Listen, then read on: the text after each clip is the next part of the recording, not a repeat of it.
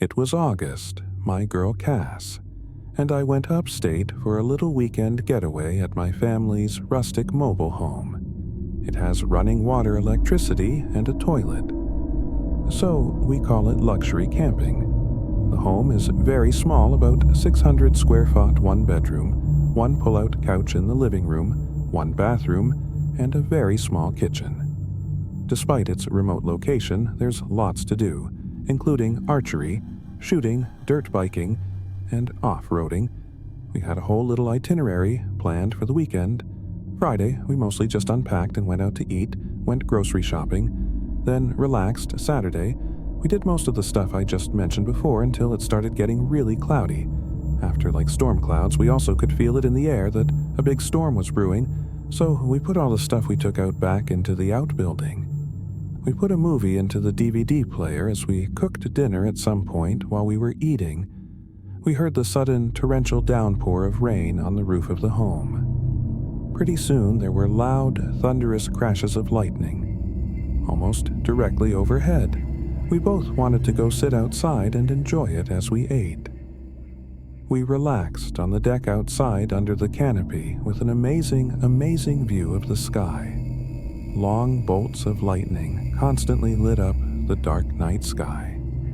The thunder booming almost instantly. After the lightning strikes, we were right in the heart of the storm. And then we heard something out in the woods. It was a voice, a loud voice, seemingly calling out something. But it was nowhere near discernible. So the place is really remote, like I said.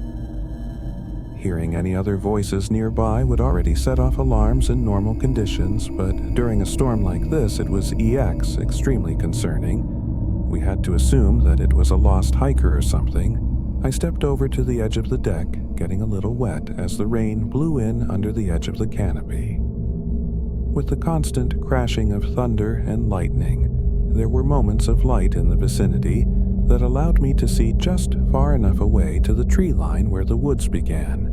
There was a person out there, clear as day. I told Cass, and she instantly freaked out, thinking I was joking and telling me to stop. I could Ed calling out, asking if they needed help, but decided against it on the grounds that I was kind of scared. This weekend was my idea, though, and I did kind of drag Cass up here. I didn't want to ruin the experience. Freaking her out, I went back to her and said, "I think it's a hiker." She asked if we should offer some help, and I said, "Not unless they come knocking on the door." I told her we should go inside, and I nudged her in. I went back over to the edge of the deck just out of curiosity. I got even wetter as I looked around until I added something. It looked like a person again, much closer to the deck. Like a lot closer, only about 20 feet away. Now I continued to look until a quick flash of lightning briefly exposed a man standing there. Confirming my suspicion, he was wearing bright colors. It almost looked white. He was just standing still. That was the scariest part. He wasn't even approaching the deck or anything. I went inside and quickly locked the door. Cassidy saw the worry in my face. I felt my heart racing, and I almost felt nauseous. I'm sure I almost stuttered as I said, "I don't know who that is." And then I saw the worry in Cass's eyes worsen. I did my best to keep her calm, telling her to expect someone knocking on the door asking for help. I said they probably just need shelter from the storm. I tell you, it was the longest 5 minutes ever, just sitting and listening to the pouring rain and lightning outside, before we felt and heard the footsteps outside on the deck. Even over the sound of the storm, the home doesn't have a doorbell, so we expected a knock on the door. But instead, there was this weird shuffling sound on the other side of the lone wooden door. It sounded like attempts at opening it. It was at this point that the worry I had been feeling had peaked. I think I felt an adrenaline rush at this point. Cass was already in the bedroom, hiding at this point, and she was quietly calling for me to come. The noises at the door stopped. but there was never a single knock, I went to the bedroom and told Cass to just remain quiet. While I'll be back in the room in a second, I wanted to look out the window. I went back to the living room and turned off the lamp. I took a second to just breathe before yanking the curtain open. I looked out the window, and I saw the white figure of the man running away from the window and quickly disappearing. I didn't know what was going on. I hoped that they ran away for good to be safe. I went to the kitchen window and looked out. This one didn't have a curtain or blind. I realized about halfway to the window that there was a face on the other side. I could see it even through the blur created by the rain. On the window, I yelled at the top of my lungs, "You go away," trying to sound scary. They didn't move. Now, when I say this, I know it sounds incredibly cliché, but we don't have Wii in the home, and the cell reception is very on and off during a storm like this. There was no reception at all for either of us. There was my dad's rifle under the bed in the bedroom, though. I left the kitchen and hurried to the bedroom where Cass was sitting. In the bed, by her nails on edge, I grabbed the rifle under the bed from its case since we hadn't yet taken it out. There was a magazine already loaded with rounds. Thankfully, so I popped the mag in the rifle. Doing this in front of Cass obviously meant I was no longer sugarcoating what was going on, but it didn't matter because there was suddenly a bang at the bedroom window. Something was either thrown or someone straight up banged their hand on it, and then a second later there was a bang from another window out in the living room or kitchen. It was more than one person. This had gone far enough. At this point, I told Cassidy to wait in the bedroom. I went to the front door and positioned myself to be ready to potentially fire at anyone on the other side of the door should they rush me. I quietly unlocked the door, and when I was close enough to mentally ready, I yanked the door open and drew my rifle up, pointing at the door. No one was there. And so I hurried outside with adrenaline controlling my actions and spun around quickly to ensure no one was on the deck. Then I went to the stairway and looked down, and there was that guy in bright-colored clothes standing where he was before outside the window. Apparently, trying to look scary, he looked up at me. He already knew I was outside, but I doubt he knew I had a gun. I shot the rifle into the air and I heard the guy yell in a deep voice, "Oh, underscore, underscore," as he ran away into the darkness. I heard at least two fading, yelling voices likely communicating to each other, and then it was just the sound of the storm again. I don't know how many people were out there. At least two, maybe even three. It could have been teenagers playing some underscore, underscore, up, prank, or it could have been some really messed up people trying to scare us and break in. I don't play around like that, though if anyone came up that deck while I was outside, I would have shot them. Dead. They were not there seeking help, and that is a 100% certainty. The next day was Sunday, and so we packed up and left. There were no signs of anything having been done to my car, or the home, or anything. From the night before, I made sure to lock everything up and take anything of particular value home this time. Out of all the years of my family owning the place, that was the only encounter like this any of us had ever had. It really put a bad taste in my mouth about the place, and being in an isolated place, I've been up there a few times since with my family, but I would never, ever go alone. It was junior year of high school, and it was the last day of school. A lot of people cut school this day or left early after lunch period. My friends and I were some of the latter. It was a stormy, dark day. A bunch of people from our grade originally planned to hit the beach on the last day of school, but that was obviously canceled. So my smaller core group of friends decided to do something else.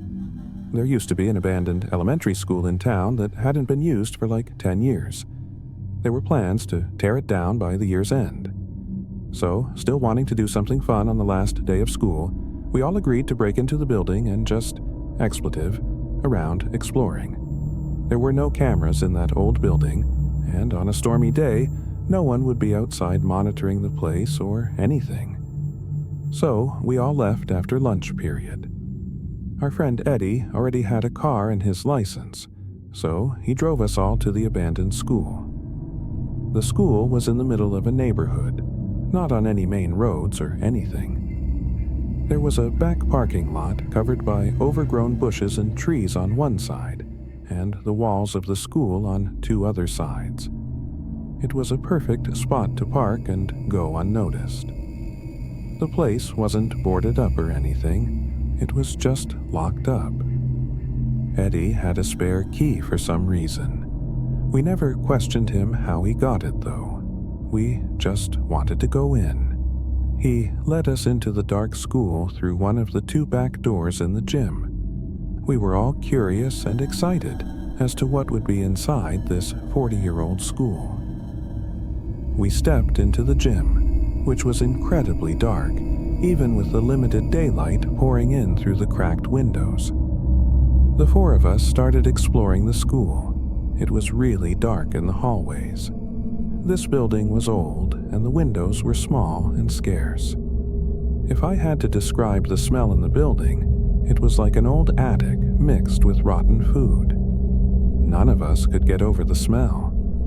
The next thing we did was basically a case study on why we were delinquents. We started destroying the place. I took a metal pole in the gym and started smashing it against the hardwood floor and pulling off the splintered pieces of wood. Then, one of my friends threw a rock through one of the windows in the gym. Then, I left the gym and went to look for a bathroom. I couldn't see anything. It was too dark to find the bathroom. I was halfway down a hallway leading away from the gym when suddenly I heard someone breathing. The breathing wasn't normal. It was loud and heavy, as if the person was in pain. I thought I was about to run into one of my friends, so I called out, "Who's there?" No one replied, but the breathing was now a little quieter, as if the person tried to be quieter. Then I started hearing light footsteps that weren't coming from the gym. It was coming from the hall in front of me. Now, mind you, I couldn't see anything in front of me. The place was too dark. The last straw was when I heard the sound of one of the lockers slamming, shut down the hall. I called out, "Guys, come on, stop!" But it didn't stop. They kept slamming, so I turned and ran back to the gym. I went back to my friends and told them I heard someone. None of them believed me, of course. They followed me as I took them to the hallway I heard it in. At this point, the noises had stopped, but when we got to the end of the hall, we all heard the breathing. We were all able to hear it now. Then we heard it. Someone whispered, "Hey!" from around a nearby corner. We all looked at each other and ran back to the gym, and then back out the door we came in. As we left the building, we all looked back inside for a second, and I swear I saw something black and humanoid in the dark depths of the gymnasium. There was a face, too. I saw it for a split second before running to Eddie's car. We drove out of there and never returned to that building again. None of us talked about it after that. I still have those horrible images engraved in my mind. This was something that happened so long ago that a lot of details are a little blurry. It's not like it happened yesterday. I'll try my best to fill in smaller details that I don't fully remember with how I best remember things played out. It was the last day of school. I was in the 4th grade. 4th grade was the last year in our elementary school where kids had to be picked up by their parents. 5th graders were allowed to walk home on their own. My mom would always be the one to pick me up on the last day of school. My friend Dennis and I had a playdate planned to celebrate the last day of school. Dennis wasn't in my class this year, but we had been friends since kindergarten. He was in a different dismissal hallway from me. After school was over, we single file lined up and walked to the exit door at the end of the hall where we waited outside by our teacher, Miss Blue. I waited for Dennis's dad to appear from the crowd of parents shuffling in and out of the parking lot next to the doors. Then I heard my name, Tommy. Tommy. I looked over and saw a man waving at me as he approached. He introduced himself as Dennis's uncle and said he was picking me up. I went over to Miss Blue and said, "I'm being picked up." She asked, "Where is he, sweetie?" And I pointed to Dennis's uncle, who waved at Miss Blue. Miss Blue dismissed me, and I went with the man. He led us through the crowd and was a very quick and jittery talker, like he spoke fast and had a bit of a stutter. He was walking incredibly fast. It was almost hard to keep up with him with my backpack on. He explained to me that his brother, or Dennis's dad, was working later than expected, so he was driving me back. We got to his car, which was a dark red hatchback-type car from what I remember, and it took me this long to acknowledge the giant elephant in the room. Where was Dennis? Why weren't we picking him up too? The man turned to look at me in the back seat and said that Dennis was already at his house. I was shy around people I didn't know, especially adults, and I wasn't one to openly speak my mind if I was confused, but I was very confused. This was making less and less sense. The whole drive, the man kept yapping, telling stories of his days in elementary, asking me questions like what sports I played, what we were learning in class. If I had to guess, we were in the car for like 10 minutes, which honestly, for our town where houses were right on top of each other, that was a while.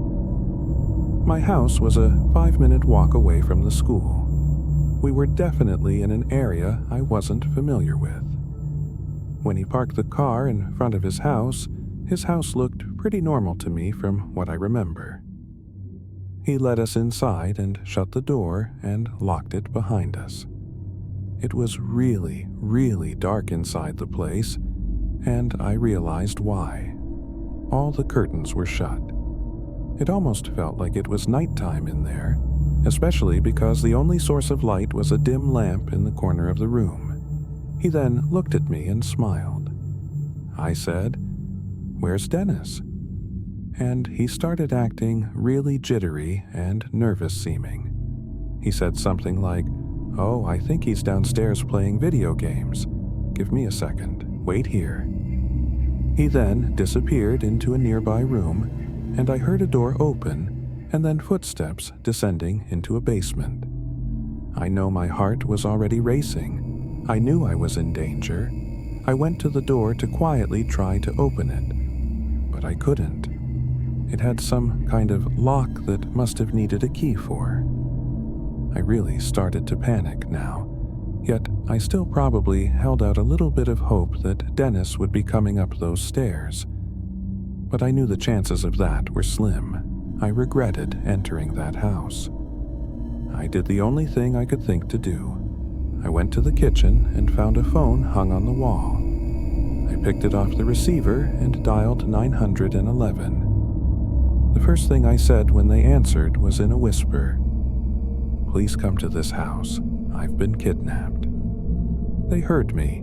They acknowledged me, but I didn't say another word. I hid the phone under a towel in the corner of the room with 911 still on the line. I hurried back to where the man left me as I already heard his footsteps coming back upstairs. Then he called my name, saying, "Come down, Dennis is down here." Then there was a pause. He repeated my name, and when I didn't answer, he came up the stairs fully to look at me. He asked me if I was okay. I felt so sick, and I was so scared. I hated myself for walking into the situation and not being wiser. I asked in a very scared voice if I could leave, and I remember the change in his face. His fake, friendly smile disappeared as he realized that I was no longer falling for this.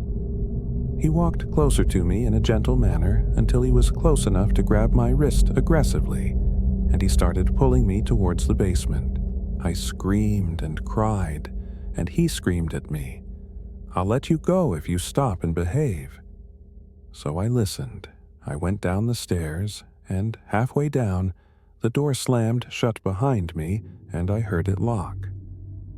I walked fully down the stairs to this empty, unfinished basement with a concrete floor and one singular support beam in the middle of the room. There was a depressing yellow glow in the room from one exposed light bulb hanging on the ceiling. If there was a place you'd imagine kidnapped children to go, this would be it. I heard his heavy footsteps upstairs. You could hear everything in this house. I don't know what he was doing, but I heard him walking around for a while.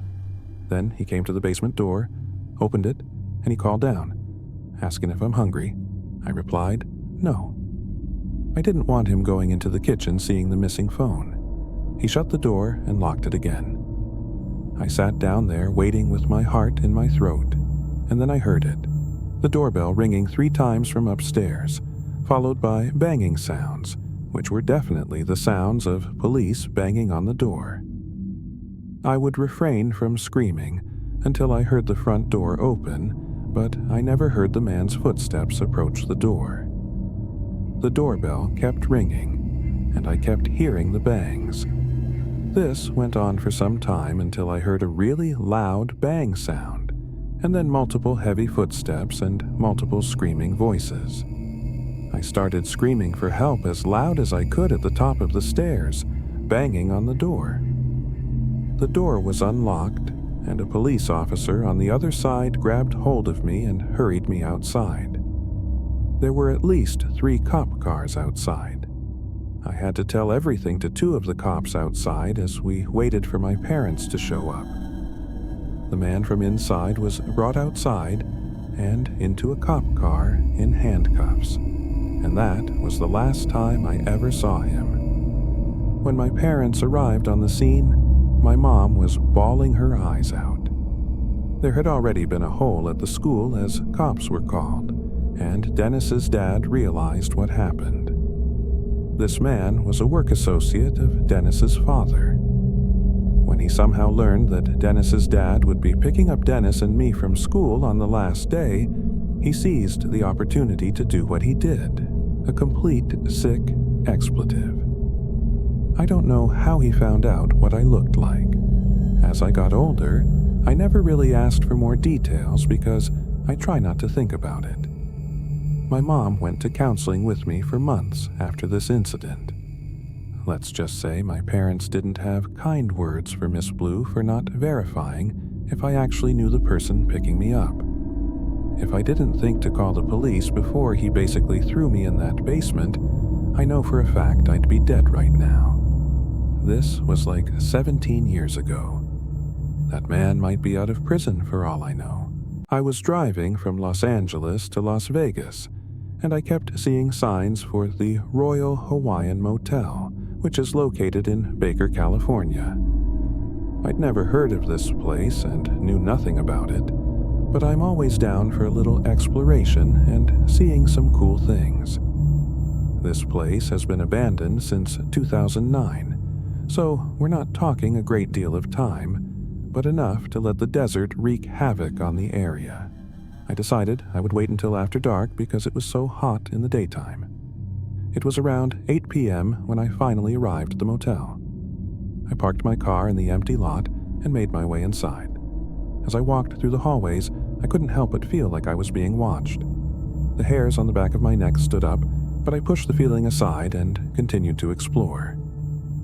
The motel was eerily silent, save for the occasional creak of the old building settling. I made my way to the second floor and started to hear strange noises. It sounded like someone was banging on the walls in one of the rooms. My heart started racing, but I decided to investigate. I slowly approached the room where the noise was coming from, and as I got closer, I could hear a woman's voice. She was whispering something, but I couldn't make out what she was saying. When I reached the door, I hesitated for a moment before slowly pushing it open. The room was dark, and the air was thick with the smell of mildew. I could barely make out the figure of a woman standing in the corner. Her back was turned to me, and she was hunched over, her head hanging low. "Hello?" I called out, my voice shaking. The woman didn't respond. She just stood there, her body trembling slightly. I took a step closer, and that's when she turned around. Her face was pale, and her eyes were sunken in. Her mouth was hanging open, and there was a trail of blood running down her chin. I could see the yellow gunk at the corners of her mouth. She was barefoot, and her feet were dirty and calloused. Suddenly, she let out a blood-curdling scream and started running towards me.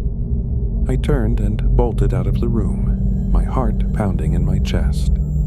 I didn't stop running until I was safely back in my car. I locked the doors and called the police, anonymously reporting a deranged woman in the motel.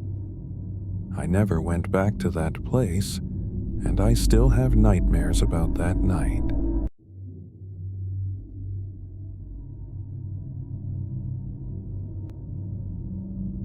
A couple of friends and I decided to take a late-night road trip to Bryce Hospital, which is a supposedly haunted, abandoned psychiatric hospital. The place had a pretty creepy reputation, and we thought it would be fun to check it out.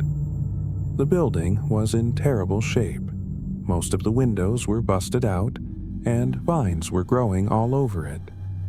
We had to park pretty far away and hike up to it because the road was blocked off. As we approached the building, we saw a light in one of the windows, but we figured it was probably just someone with the same idea as us. We got inside, and it was pitch black, except for the occasional bit of moonlight shining through the windows. We started to hear some weird noises, and we all kind of laughed it off at first. But then we heard someone throw something at one of the windows. That freaked us out a little, but we kept going. We found a stairwell that led down to the basement, so we decided to check it out. The basement was even darker and colder than the rest of the building, and it smelled like mold and old wood.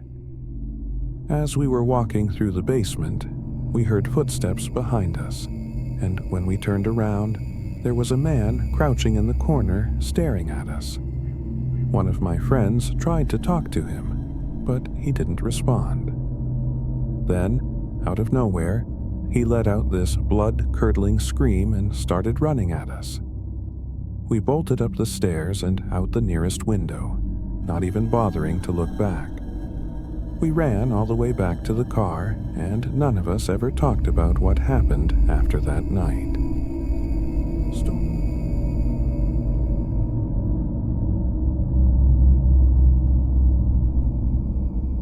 When I was about 15 years old, my older brother Seb, who was 18 at the time, and I decided to explore an abandoned house in the countryside of Georgia. We had been driving around looking for something to do, and we came across this old, dilapidated house that looked like it hadn't been lived in for years. We parked the car on the side of the road and started walking towards it when we noticed a woman walking behind us.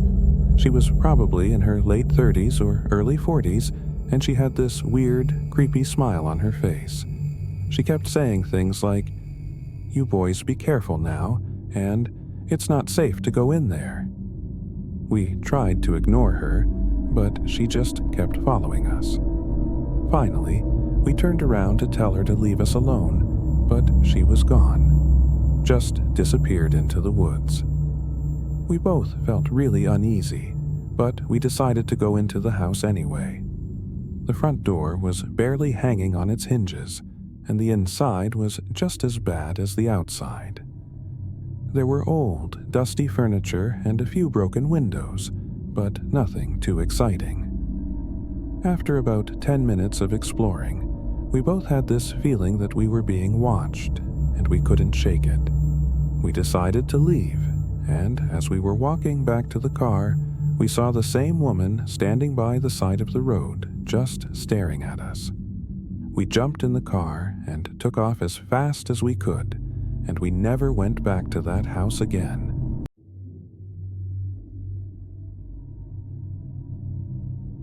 When I was 21 years old, I would be home alone at my parents' house a lot.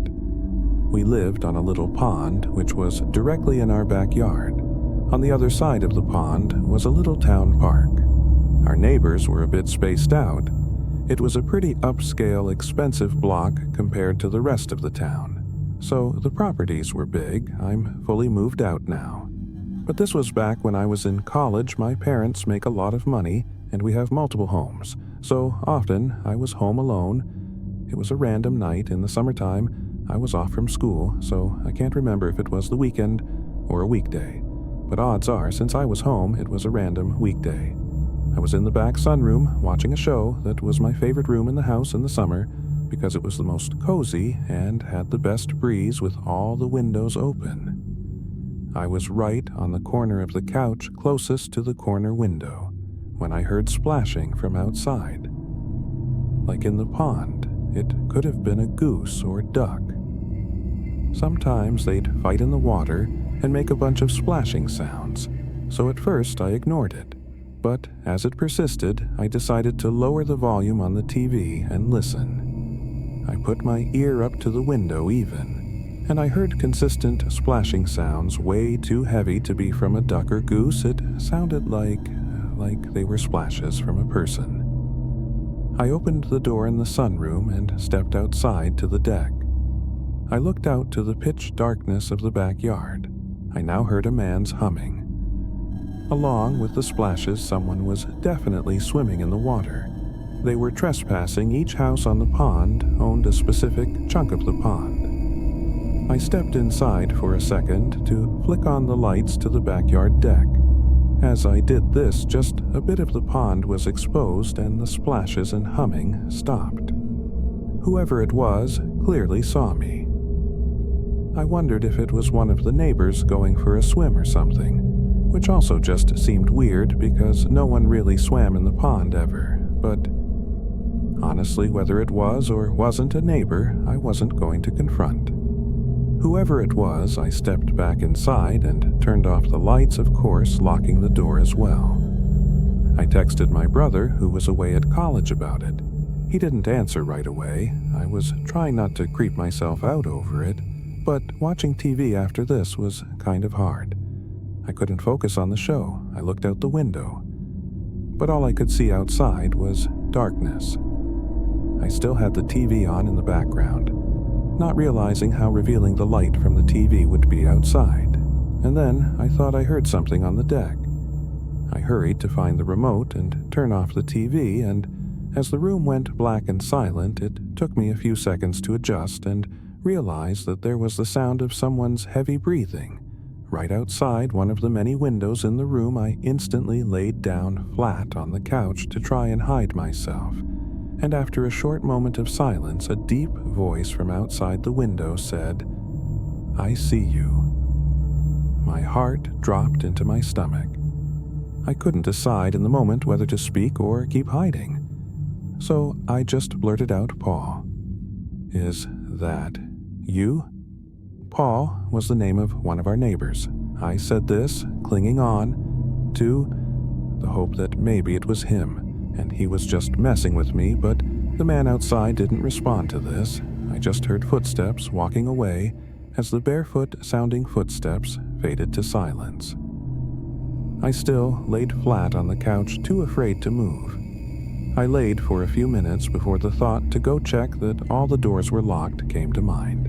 I exploded off the couch and ran straight for the front door. It was locked, as was the side entrance door after a little while longer, and texting my entire family about what was going on. My dad told me to turn the backyard lights on and check if anyone was still out there. He basically told me to be the man of the house and protect it, so I listened and checked the back deck through the window. It was clear. I brought a big knife outside with me onto the deck, and I looked down. There were wet footprints that had half dried by then, but I could tell that they were barefoot footprints. I followed the trail footprints around to the side part of the deck, and what I saw was nightmare fuel, the top part of someone's head. Namely, their eyes and forehead was peering just over the edge of the deck from the ground below, looking at me as if he heard me coming and was waiting. As we made eye contact, he turned away, and by now I was ready to call 911. I did so before even telling my parents. I locked myself inside waiting for them, and when they came, I felt instantly better. They asked if our family had any enemies, or people who don't like us, or if we have any problem neighbors. Questions like this. They did do a quick sweep of the property, and then left. I decided to shut every window that night and run the air conditioning just for added safety. When I awoke the next morning, I was just delighted to see sunlight. I don't believe that man ever returned to our house, and we still don't know who it could have.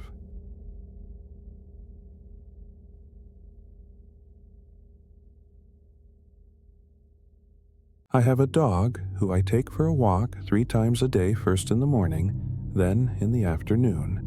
And finally, at night, I take him on the same route every time, which is through our driveway exit, which leads to a cul-de-sac parking lot for the condominium complex we live in. This will make sense soon as to why I'm telling you this on the night walk. I always go somewhat late. I'm not sure why, but it's been a habit ever since I've had him, and it's never been a problem for us, until one night I begin our final walk of the day and go our usual route. I have a flashlight with me as there are no lights at the parking lot, and I'm listening to music with only one AirPod, as I feel it would be for the best just in case I heard something unusual. And I did. As I'm approaching the parking lot, I was hearing something, a voice of some kind that was up ahead of me. But I was completely zoned out in my own world of music as it was happening. But then my mind finally caught up and I stopped. I took the AirPod out and stood still to listen, just to see if I was only hearing things. And then it happened again, a voice that spoke ahead of me, but I couldn't see anyone. So I did the stupid thing and continued to carefully walk forward, because I thought it was all in my head, but something didn't feel right about it. I stopped again, after a few feet, right next to where all the cars were parked, and I had my flashlight pointed everywhere in front of me. I stayed listening, and the creepiest thing that has ever happened to me yet was hearing a muffled voice of what sounded like a kid say the word, "help." My heart dropped so fast I couldn't move my legs. I frantically pointed my flashlight everywhere to see where it was coming from. I was sure it was coming from the cars, but I was completely thrown off by this, but there wasn't a kid in sight or anyone nearby. It was just me and my dog, who didn't seem to notice anything, as he was just sniffing some bushes nearby, and then I heard it again. The word "help" was spoken 3 more times, and it was coming from my left side where the cars were parked. It made me panic even more. I didn't know what to think of it, and I knew I wasn't imagining this when I saw my dog's ears perked up and he was looking in the same direction I was facing after it happened. And that's when it hit me about how incredibly eerie all this was. After hearing it multiple times, I realized the kid's voice didn't sound entirely like a kid. I don't know how to explain it, but it was like the mix of an adult and a child at the same time, and each time they called for help. Not only was the voice always muffled, but it was spoken in a more generic statement as opposed to a cry for actual help every time. And I mean in that literally there was absolutely no change in the tone inflection sound or anything of sorts. My dog and I ran straight home afterwards, and I tried to explain to my mom what happened.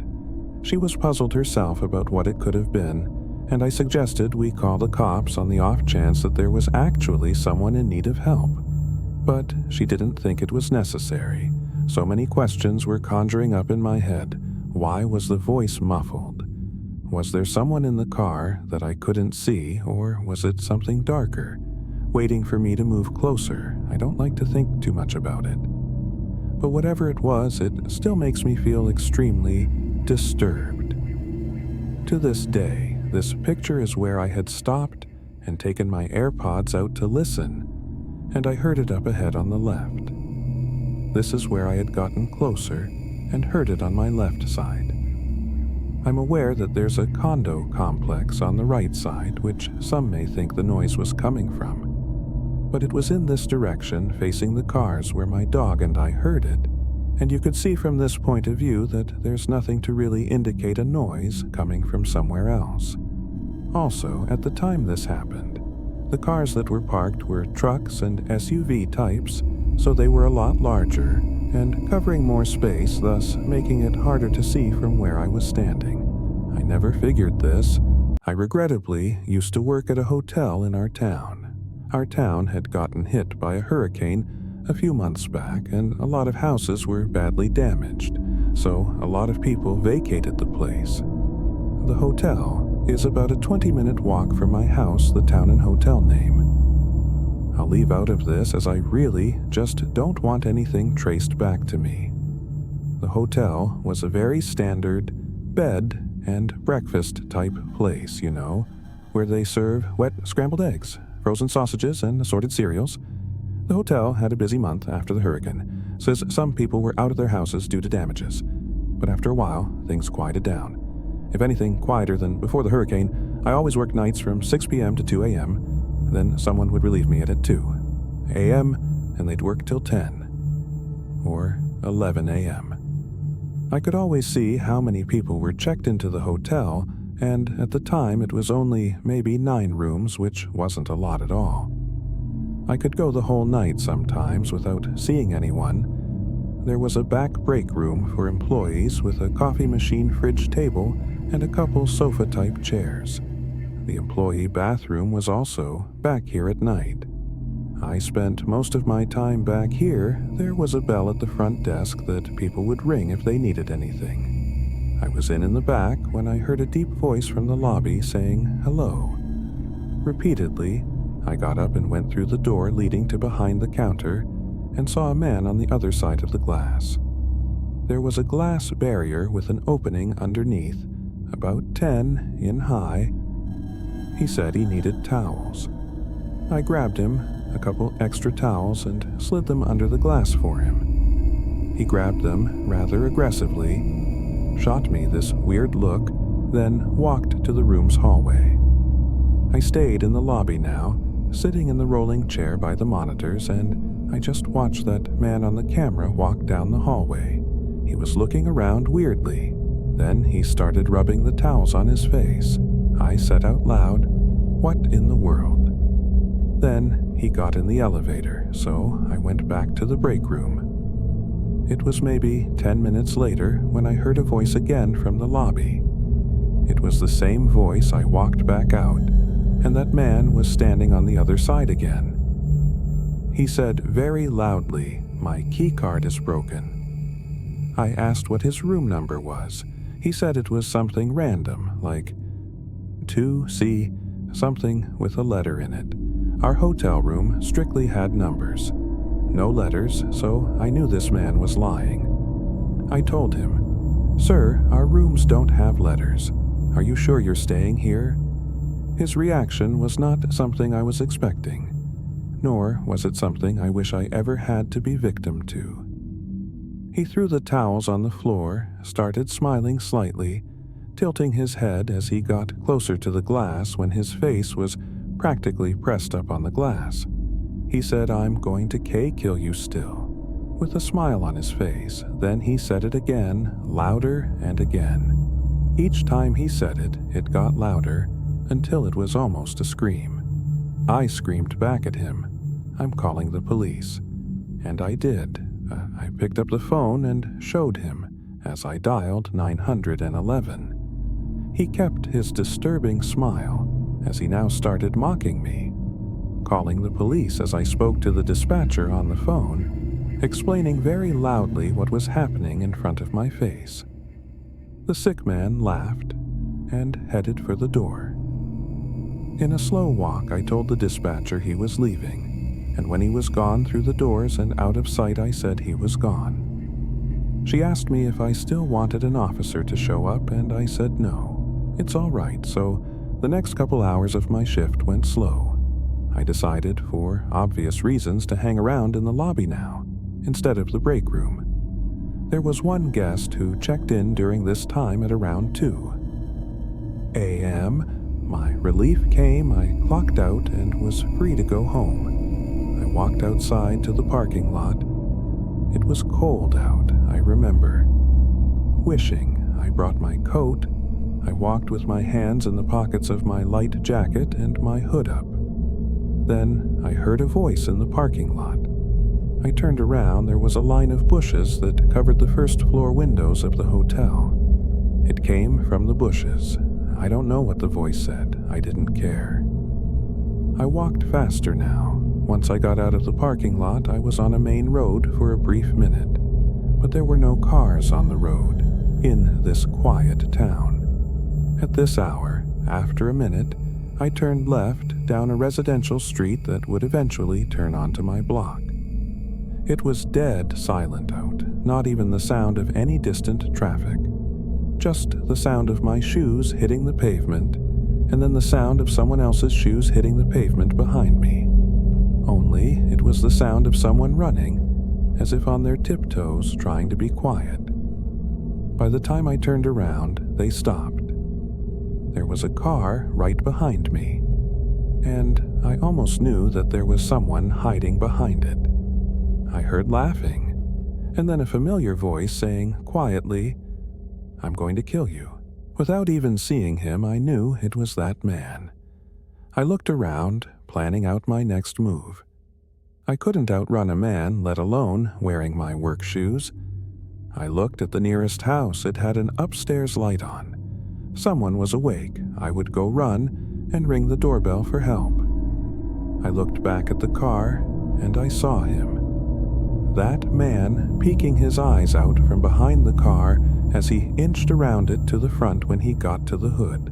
The rest of his face and upper body were exposed, and I could see his disgusting, crazy smile again. I ran for the house screaming, "Help me." I made it to the front door and rang the bell at least 3 times. And that's when the man grabbed me and started choking me, whispering in my ear, "Die."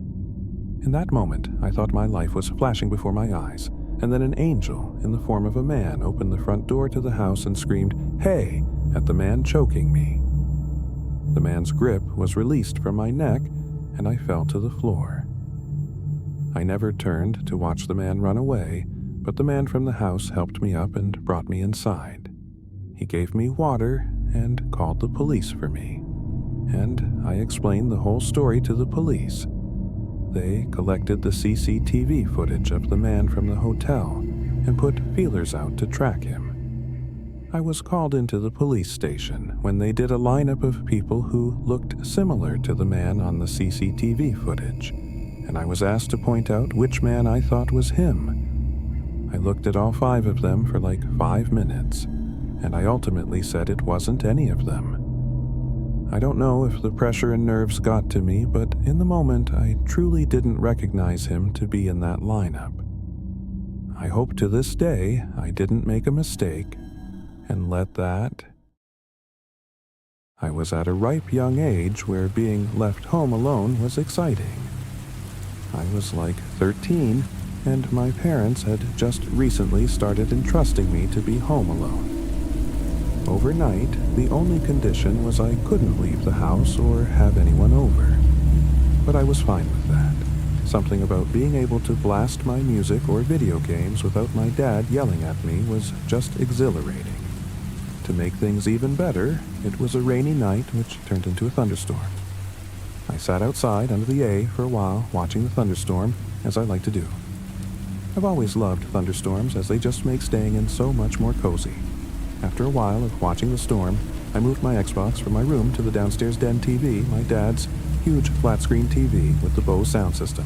The only time I'd get to game on there was when I was home alone, and I loved it. The den was a half flight of stairs down from the living room level and it was level with the backyard.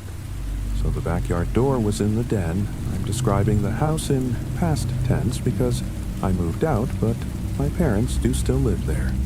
So I was playing Black Ops down in the den with the volume blasting.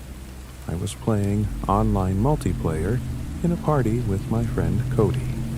I had some crappy old headset, which the only audio you could hear was other people in the lobby, and game talking for a 13-year-old standards.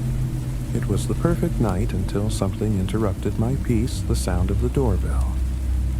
It was past 9 o'clock by then. I told Cody the doorbell rang, and he said I should go check and see who it was. I wondered if maybe it was my parents back home early, but they had the keys so they wouldn't ring the doorbell. I hid in a spot in the game where I wouldn't get killed. Then I went upstairs to the front door asking, "Who's there?" I didn't realize how much of a mistake that would be. A male's voice on the other side said, "I need to use a phone." I didn't know what to do, so I didn't answer and went back downstairs. But it was too late, the damage was done, and I let whoever was out there know I was home. I told Cody about it, and his reaction was simply, "Yo, what?" Underscore. He agreed with me that I shouldn't open the door, but the doorbell rang again. Cody said to ignore it. That was the last time I heard the doorbell, and after a while I relaxed again as it seemed whoever was out there had left. I can't explain the roller coaster of emotions I felt that night. One moment I'm on edge, the next I'm relaxed and back into the fantasy world of my game, and then as I was most at ease I heard something to my right, and when I looked I saw the back door closing, and some tall man stepping inside. It was not my dad. It was a stranger. I dropped the controller and ran for the office door, and the cord to the headset quickly ripped out of the controller. I made it to the office and slammed the door shut, and I'm by no means exaggerating when I say the second after I locked the door handle aggressively shook as the man on the other side tried opening the door. The office had two doors in it, one that led to the den and one that led to the garage. My only chance to escape the house was to go through the garage, but before even moving, I just stood still waiting for something to happen on the other side of the door. Seconds felt like minutes. The man knocked on the door and said, "Little boy, I just need to use your phone." I was stranded out in the rain. His knocks turned to pounds as his voice got louder and angrier. Sounding, it gradually turned to yelling and pounding. He yelled, "Open the underscore door, you little underscore." As it sounded like he was literally trying to break down the door. I had no choice but to go through the garage. I pressed the button to open the garage door, and it was so loud and slow to open that I prayed the man couldn't hear it as soon as it was up.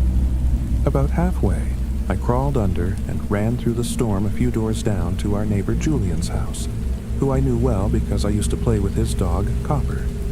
When I was little, I heard Copper barking as I rang the bell, looking back in my house, hoping not to see someone coming down the block. Julian opened the door and I ran into his arms, begging him for help as his wife came out of the kitchen in confusion when I told them of the break-in.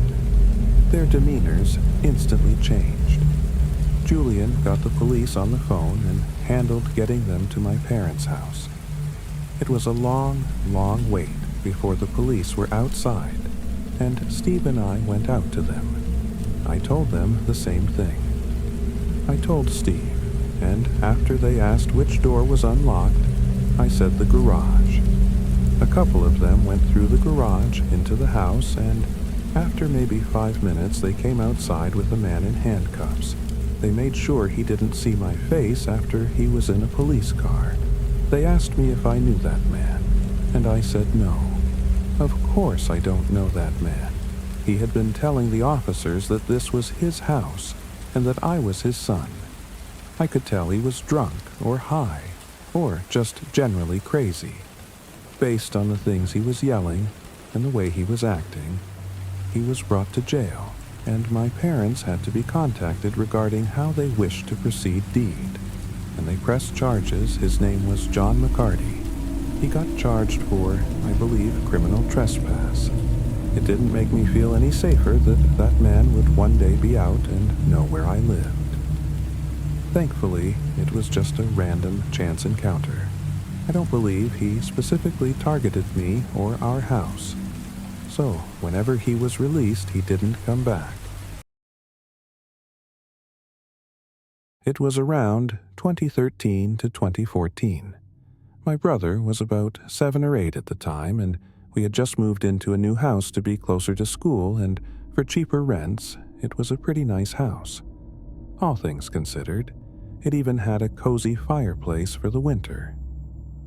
Anyway, my brother was really into Batman, and had this Batman car that, if a button was pressed, made noises and lit up. It was basically his favorite toy, so he played with it often. Then, one afternoon, he came inside from playing out back and told us he found something.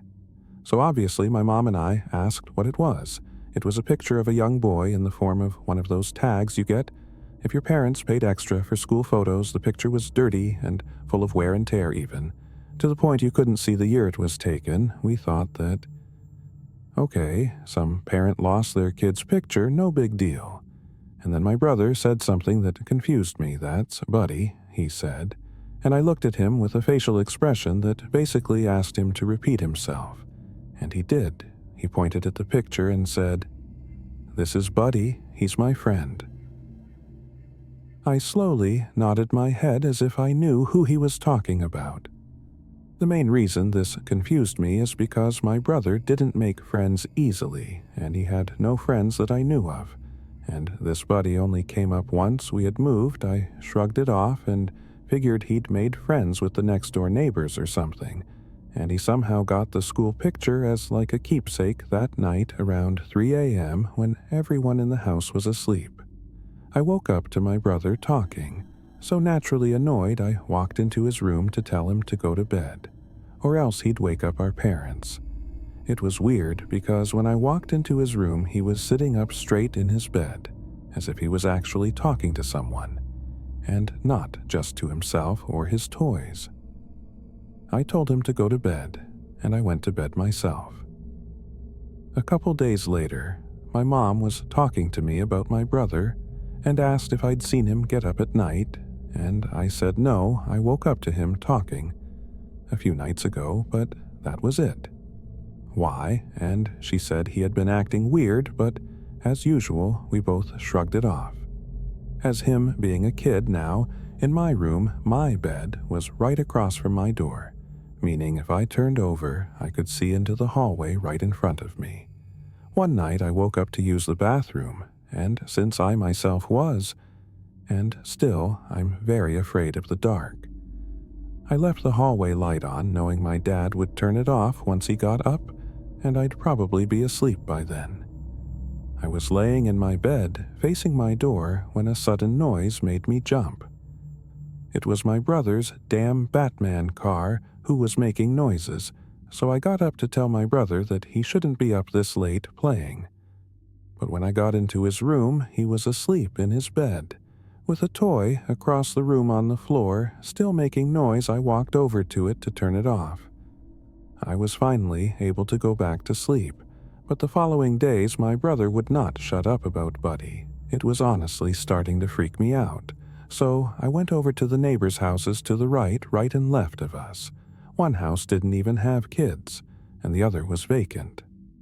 This started to worry me, but my dad said it was probably just an imaginary friend he came up with. I went along with it since I couldn't think of any other solution. But almost every night, one of us, my mom, dad, or sister, would say we heard my brother's toy making noise and had to go into the room and turn it off. I explained that I had to do it as well, and once again brought up my brother talking to someone one night. My dad swore up and down that the toy was probably motion activated.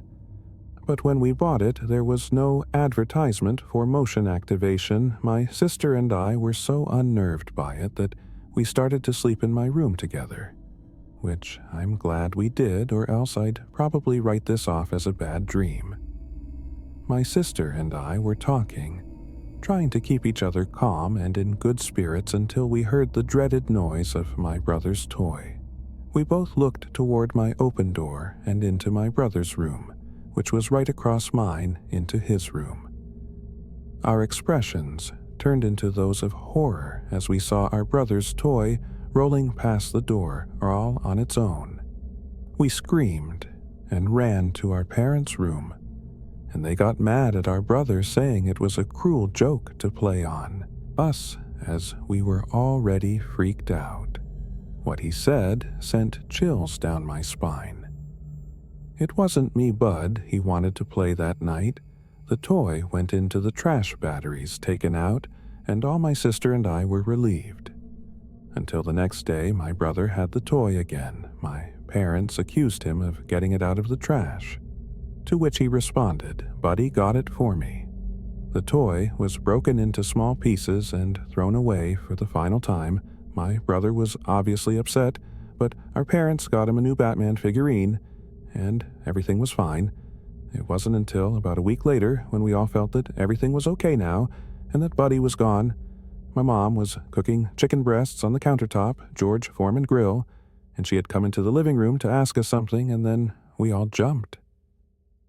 As we heard a crash in the kitchen, we went in there to see the George Foreman grill halfway across the kitchen, as if it had been thrown. My mom swore it was nowhere near the edge, and my dad had no explanations. Nothing happened afterwards, and we moved out about a year later, but to this day I wonder if my brother's imaginary friend Buddy wasn't. This happened when I was a young child, maybe like 8 years old. My parents had me late. My 2 older siblings are both at least 10 years older than me. I was woken up in the middle of the night to a commotion from downstairs.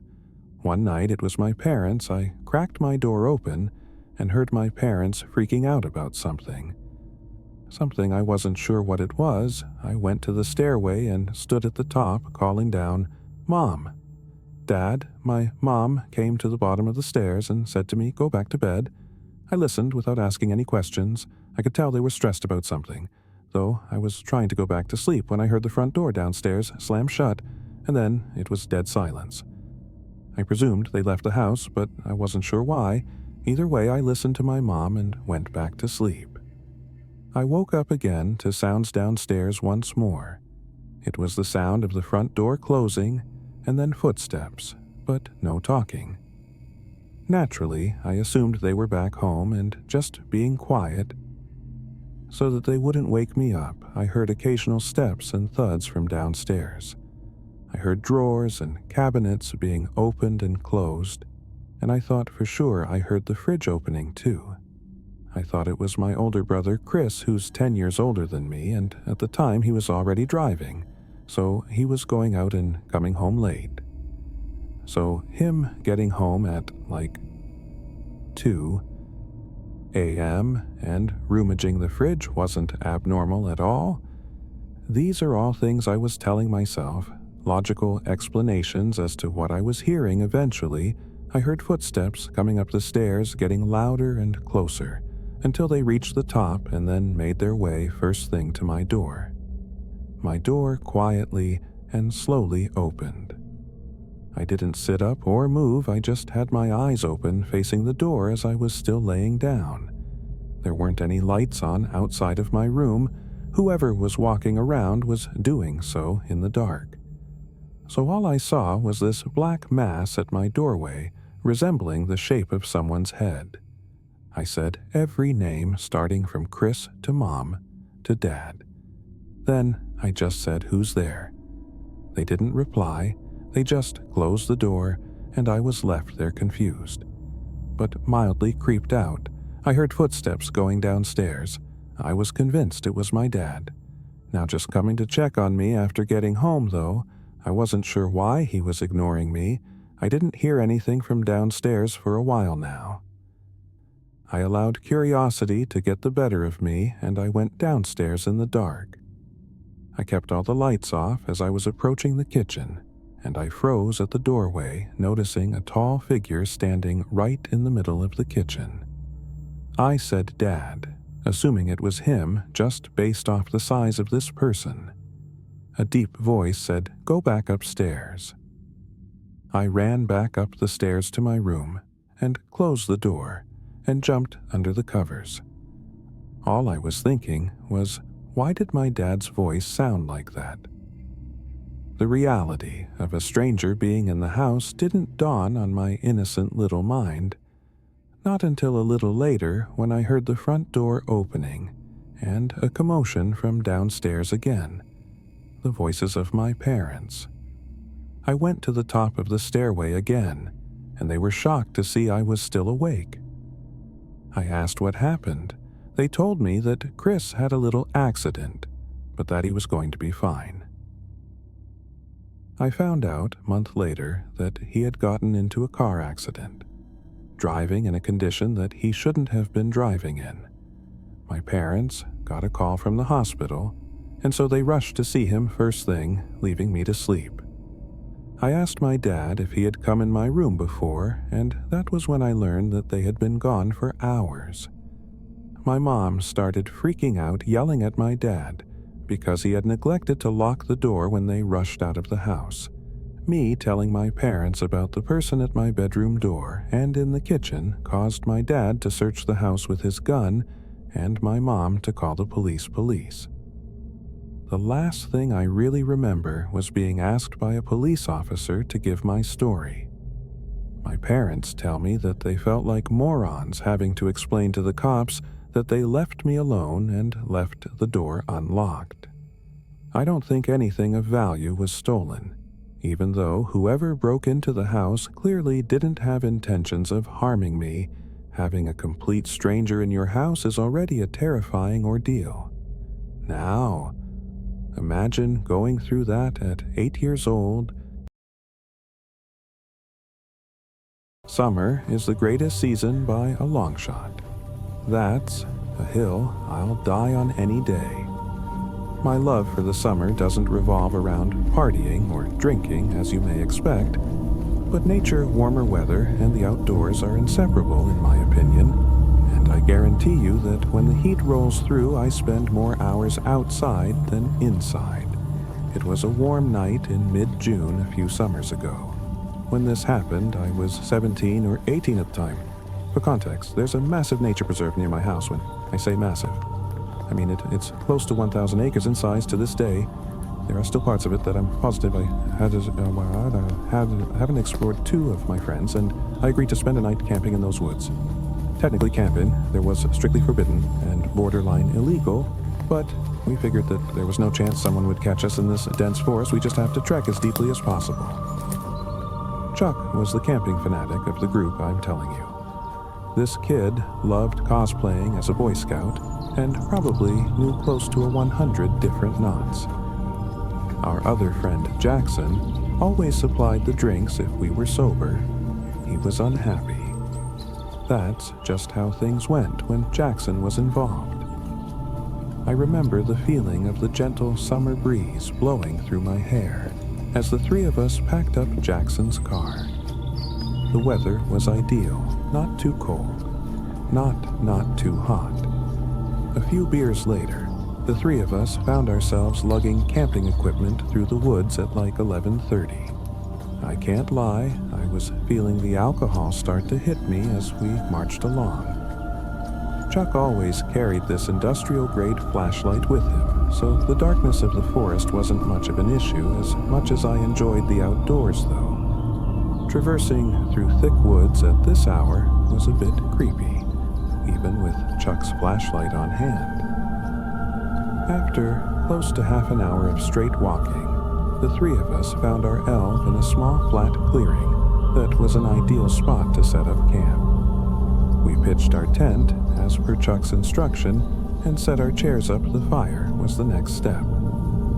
Chuck once again took the lead on this, and after a few more minutes, we had a pretty decent fire going. Jackson reached into his bag and tossed me another drink. He then grabbed his JBL speaker and started playing some music. The vibe was perfect, and we must have been talking and drinking for a good 2 hours. We were all pretty drunken at that point, and I could tell the other guys were just about ready to pack it up for the night. Jackson turned the music down and started collecting discarded beer cans. Just then, a deafening whistle pierced the silence. I nearly jumped out of my seat, going from drunken haze to high alert. In a matter of seconds, I don't know how to describe it. The whistle was abnormally loud, but still sounded distant. Jackson quickly shut the speaker off, and the three of us sat in silence as we exchanged concerned looks. I could feel my heartbeat pounding through my chest. We sat there, frozen in place for what seemed like forever, listening intently to our surroundings, but there was nothing. It almost seemed quieter now than it had when we first got there. Like eerily quiet, not even the normal wood sounds you come to anticipate. I used that time to play my memory of the whistle back in my head. It definitely wasn't an animal's noise. The best way I can describe it is a standard whistle you would hear at a ball. Park Chuck finally broke the silence, quietly urging us to pack up and leave Jackson, and I disagreed with that plan. Though we might risk encountering whoever made the noise, which I was beyond terrified of. It was past 3 a.m. at this point, and encounter this late would only mean trouble. Chuck hypothesized that whoever made that noise was probably aware of our presence, which was a chilling thought. I didn't know what to do. On one hand, staying put violated every survival instinct I had. Packing up and leaving at this hour didn't seem like a much better option either. Though we finally agreed to wait it out, I went to put the fire out, but Chuck cautioned me against it, saying that a fire would repel any dangerous animals. Only then did the true gravity of the situation smack me in the face. We were literally miles away from any civilization. It was 3 a.m., and there was an unknown entity somewhere in the darkness, another 10 minutes or so, PPD, and we had resumed talking, but at a much lower volume, with no music. I don't think any of us felt safe going to sleep just yet, though, and then, out of the corner of my eye, I saw something small. Flew over the darkness of Jackson's shoulder and landed directly in the fire. It was a firecracker. I screamed bloody murder as it started sparkling in the fire, and Chuck cursed as he sprung up out of his chair and bolted into the darkness. Jackson and I scrambled to follow, leaving all of our stuff behind. We caught up with Chuck, whose flashlight was beaming wildly through the woods as he frantically sprinted. We ran until we couldn't anymore, and Jackson keeled over and threw up. Chuck shut the light off, and the three of us stood there panting. Trying to figure out if we were being followed. To my surprise, it didn't seem like anyone followed us. I don't think I've ever been so afraid, though. Why in the world would someone have done that? We needed to figure out what to do. Jackson wanted to just find our way out of the woods and never come back. But Chuck was reluctant to leave all of his camping gear behind. Plus, he reminded us the fire was still active. I was dumbfounded. How could he be concerned with forest fires after what had just happened? Eventually, I agreed with Chuck that we should at least check on the site after all. No one had actually chased us, so there was a slight possibility that whoever threw that firecracker was just playing a cruel prank. Chuck was a navigational expert and was actually able to retrace our footsteps. I could make out the glow of the fire as we quietly approached before I could get any closer. Though Jackson put a hand in front of me and pointed with a horrified look on his face. I strained my eyes to make out the sight in the distance. What I saw is probably the most terrifying thing I'd ever laid eyes on. There were 3 people sitting motionlessly in our chairs like statues. The one whose face I could see looked lifeless, and his mouth was hung open. I was afraid to move. What were they even doing? I thought, realizing that they weren't even talking. This was not normal. The three of us watched for a little while longer before deciding to back off. We turned to leave, but Jackson's foot clipped a rock, causing him to curse, and frustration within seconds. The glow from the fire abruptly went dark, as if it had been covered with a cloak. It was freakishly fast. We didn't stick around another second. We again sprinted away from the site, but this time we could hear footsteps crashing behind us. We didn't stop this time. We bolted out of the woods and ran all the way to Jackson's car. By some miracle, we weren't followed. Out of the woods, none of us spoke on the drive back, each of us lost in our thoughts the next day. Chuck insisted we return to the site in the daylight to collect his belongings. Jackson wanted nothing to do with that, but I agreed to accompany Chuck. After some searching, we eventually found the site, which looked mostly untouched. That is, until we got a little closer and noticed the putrid smell coming from Chuck's tent. He unzipped it, and we found a dead, rotting rat. It was sickening. I took the hint and haven't been back to that preserve.